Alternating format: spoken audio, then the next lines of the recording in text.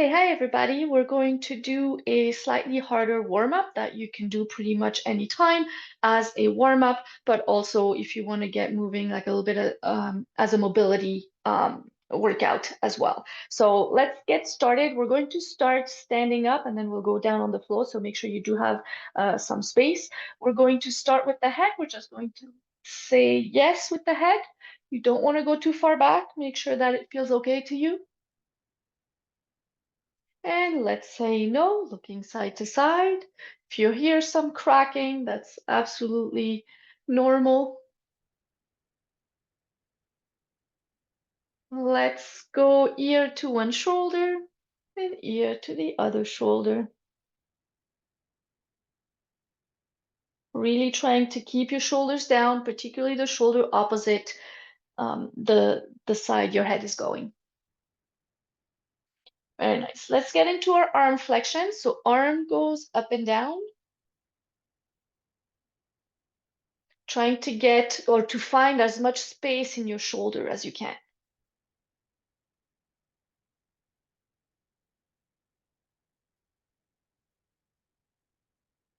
And switch arm.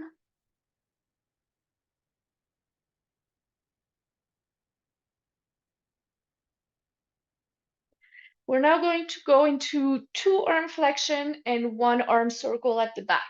So switching arm again is going to be 1 and 2. And on the third one, big arm circle, make it as big as you can. And again, 1, 2, and big arm circle. Last one, 1, 2, and big arm circle. Let's switch arm. 1 and 2, and big arm circle again. 1 and 2. And big arm circle, last one. Make it as big as you can in your arm circle. Beautiful. Going into hip external rotation, holding on to a support if you need. You bring your knee in front, out, and down. You are trying to keep your hips as straight as possible. What that will do is you're really trying to open up your hip and feeling a nice stretch in here. So alternating. You might start feeling your heart rate going up a little bit here, which is also what we're trying to do a little bit before we go down on the floor.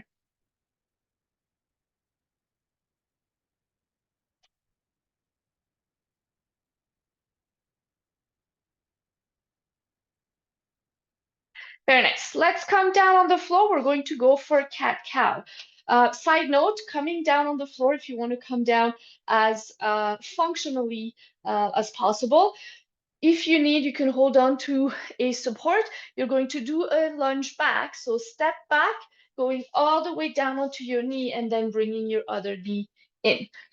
On all fours, making sure that your hips are above your knees and your shoulders above your wrist. Cat-cow, you're rounding your back, chin to chest, and then arching your back, looking up. You don't have to make that movement super big, right? You're just trying to see how much movement you get here. And you're avoiding, this is part of the contraindication for osteoporosis, you're avoiding your end range of motion. So you want to feel a nice stretch, but you don't want to push too hard in either directions.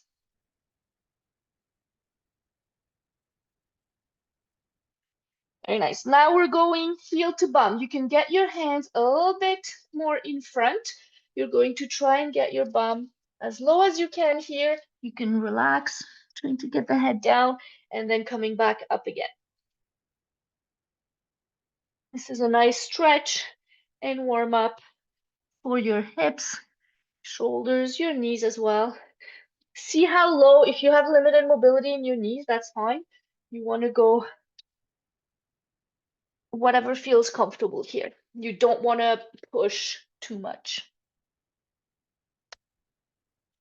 Very nice. We're now going to go into, so same idea right here, but you just want to get one leg out to the side. You will feel a nice stretch in your inner thigh.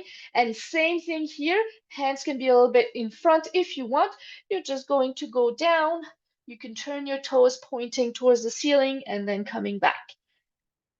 And keep going. You want to support your back here. You want to support your body. You can move your hands a little bit more in front and then out as you're doing this.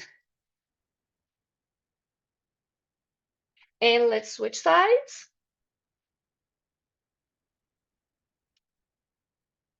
And always go slow on the first few. So we're not used to stretching our inner thigh too much in our day-to-day.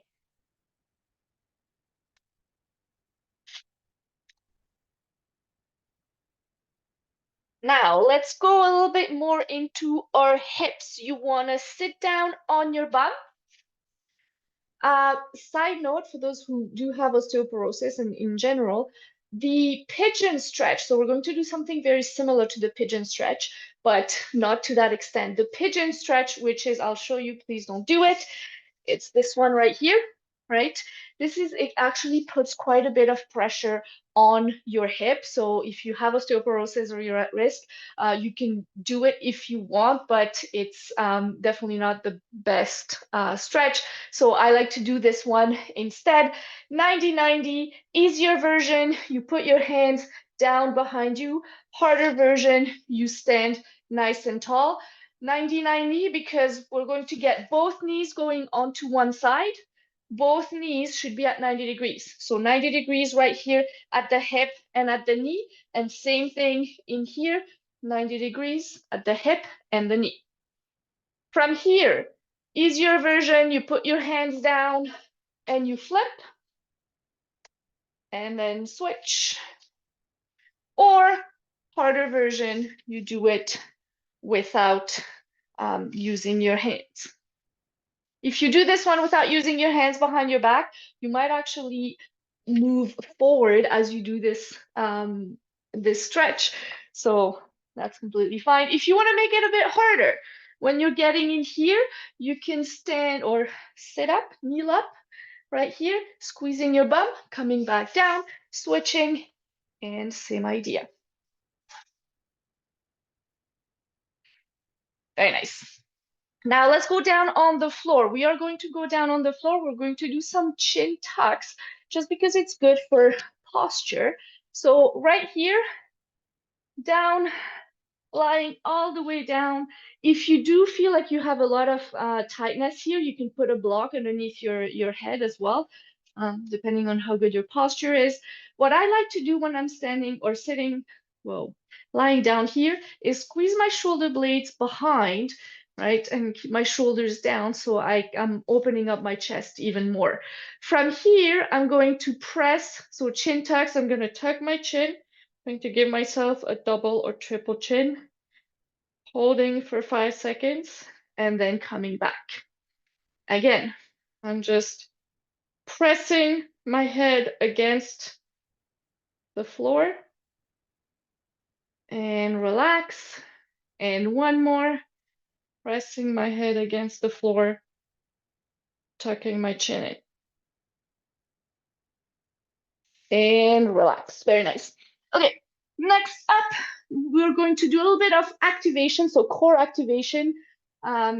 If you know the dead bug, that's what we're going to do. If you don't know the dead bug, I didn't choose that name. However, it's one of my favorite exercises and a really good one overall. It works your core, front and back, and it works your coordination as well. So it technically makes you smarter as you go.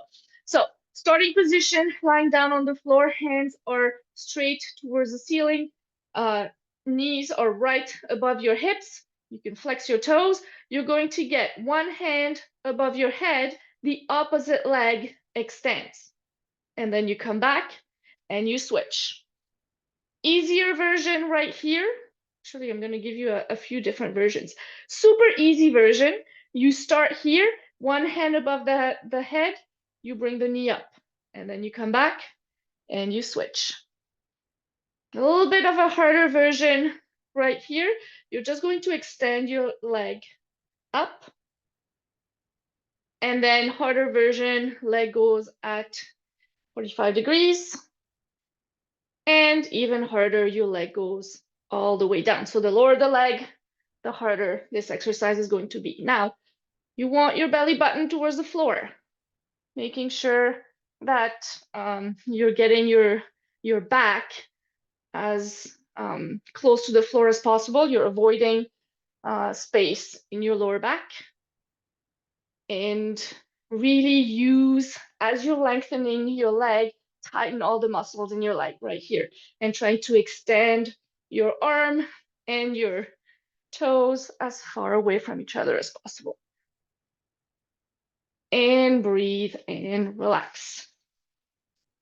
And two more exercises here. One is going to be our glute bridges. So we've worked on our abs. Now we're going to work on our bum. So right here, lying down on the floor, shoulders down on the floor, hands by your side. Feet are hip width apart, and you want to make sure that you don't have one leg more in front than the other. For that, you can actually, when you're right here, you can look and set up your legs and then coming down slowly. From here, you're just going to lift your bum up and back down, and up and down. You can go for 10, 15, 20 of these. If that's still too easy, after 20, or you can technically go to 30 as well, you can do pulses at the top. When you're coming down, you want to avoid touching your bum all the way down, so you're never completely relaxing, and you're really thinking about using your bum, squeezing your bum here to come up. When you're done with however many you wanted, you stay at the top and you do tiny pulses every time you squeeze your bum. You want to do 10 of those pulses.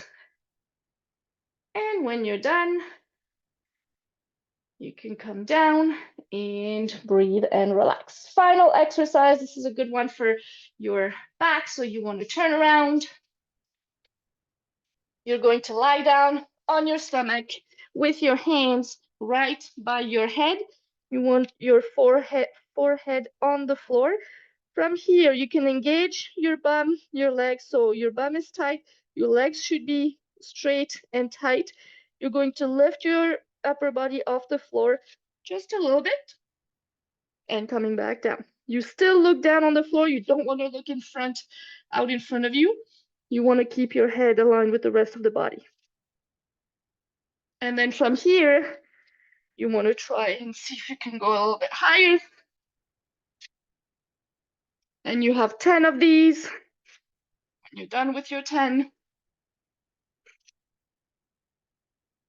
you are done with your warm-up and you're ready to go, or you are done with your day and you're ready to do whatever you want to do. So I like to do this one. I do it quite a bit, just sometimes, even to go to bed and to relax a little bit. If I'm doing this when I go to bed, I finish it off in a tuck position on my back, bringing my knees towards my chest, like so, for a little bit. Or happy baby. Happy baby is one of my favorite. Right here. And then I would be ready for bed. There you go. I hope you enjoy.